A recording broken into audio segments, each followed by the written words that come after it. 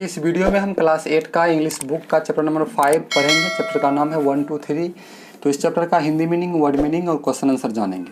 इससे पिछले 4 चैप्टर का जो क्वेश्चन आंसर और मीनिंग जो वीडियो पूरा बना हुआ है आप देख सकते हैं प्लेलिस्ट में जा करके।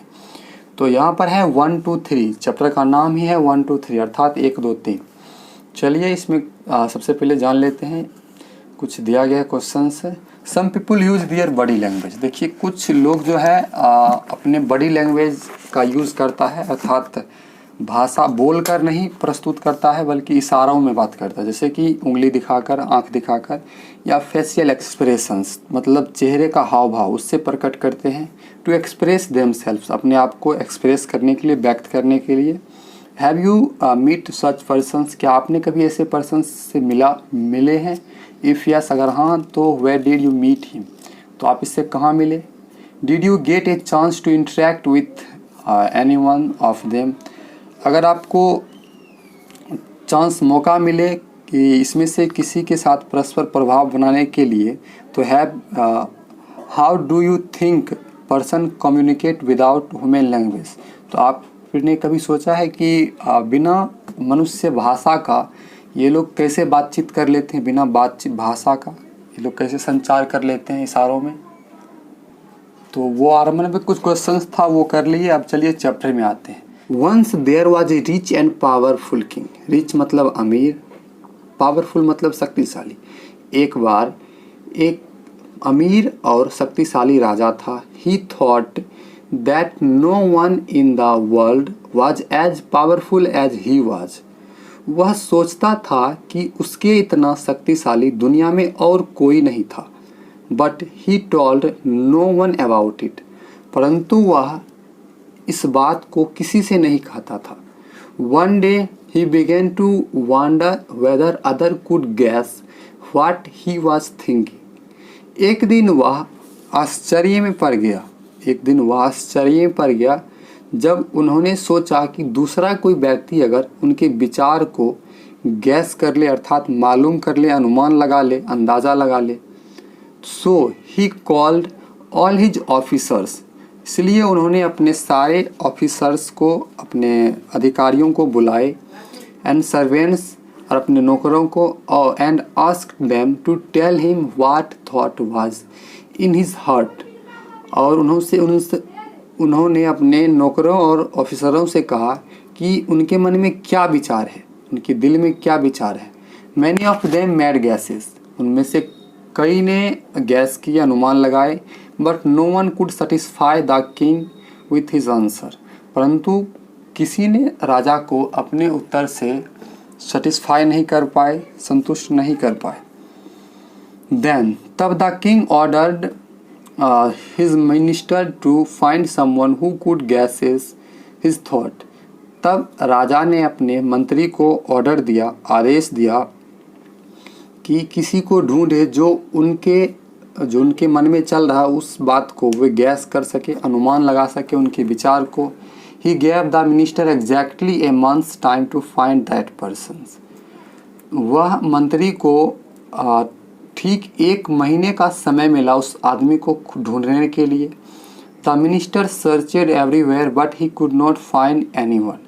मंत्री ने सभी जगह ढूंढा परंतु उन्हें ऐसा कोई व्यक्ति नहीं मिला। Who could guess the thought of the king's mind, जो राजा के दिमाग को पढ़ सके। As the month was coming to a close, अब मंथ जो है महीना ख़त्म होने को आ रहा था। The minister become quite desperate, मंत्री निराश रहने लगा।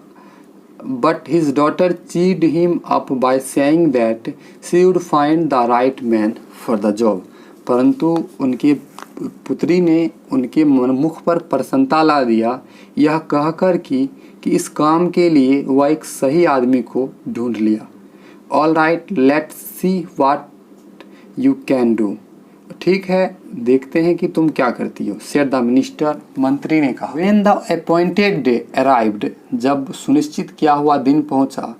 The minister's daughter bought home a fool, minister की पुत्री ने एक मूर्ख को घर लाई। The man was a shepherd in their farm, वह आदमी अपने खेत में एक चरवाहा था जो भेड़ को चराता था। The young women asked her father to take the shepherd to the king.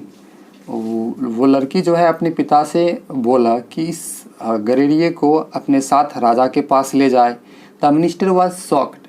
Minister जो है अचंभित रह गया एट हिज डॉटर्स चॉइस, अपने पुत्री के चॉइस पर। But since he trusted his daughter, he took the shepherd the king's court. परंतु उसे अपनी पुत्री पर विश्वास था, वह उस गरेड़िए को राजा के दरबार में ले गया। The court had already assembled. दरबार जो है पहले से असेंबल्ड था, लोग वहाँ पर इकट्ठा हुए थे। The minister presented the shepherd to the king. मंत्री ने उस गरेड़िए को राजा के पास प्रस्तुत किया। When the shepherd lifted his eyes to look at the king, जब गरेड़िए ने अपना आंख उठा करके राजा को देखा, the king held up one finger, राजा ने एक उंगली ऊपर उठाया। एट दिस, इस पर the shepherd held two fingers, इस पर उस गरेड़िए ने दो उंगली उठाया। Then the king held up three fingers, तब राजा ने तीन फिंगर उठाया। But at this the fool shook his head violently and tried to run away. परंतु इस समय मूर्ख को झटका लगा, मूर्ख को शौक लगा और वह वहाँ से भागने की कोशिश करने लगा।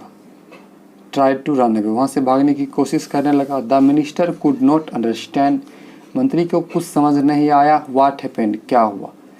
ही begged the king explain thing to him, उन्होंने राजा से याचना की कि क्या हुआ, क्या बात है, उस चीज़ को एक्सप्लेन करने के लिए, समझाने के लिए, व्याख्या करने के लिए।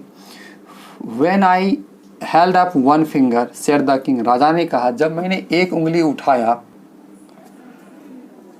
I asked the man whether alone was king, कि मैंने उस आदमी से पूछा कि केवल मैं, ये क्या मैं ही एक राजा हूँ।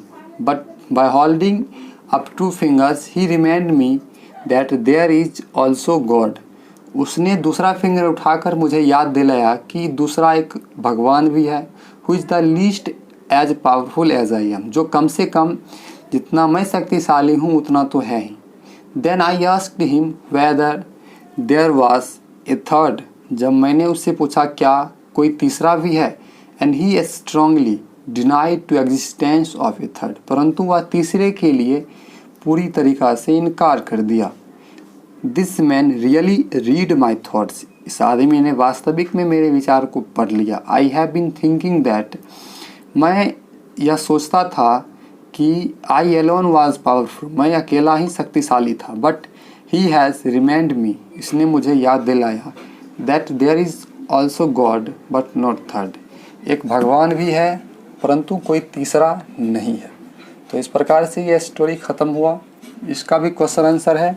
ऑरल में 4 है, उसके बाद ट्रू और फॉल्स में 4 है, और 3 क्वेश्चन है ब्रीफली में आंसर देना, और 6 क्वेश्चन है जिसका डिटेल में आंसर देना है। तो सभी के जवाब आपको वीडियो के आगे मिल जाएगा। आप ध्यान से वीडियो को देखिए और उस क्वेश्चन का स्क्रीनशॉट ले लीजिए। थैंक यू, और वीडियो को लाइक कर दीजिए, चैनल को सब्सक्राइब कर लीजिए।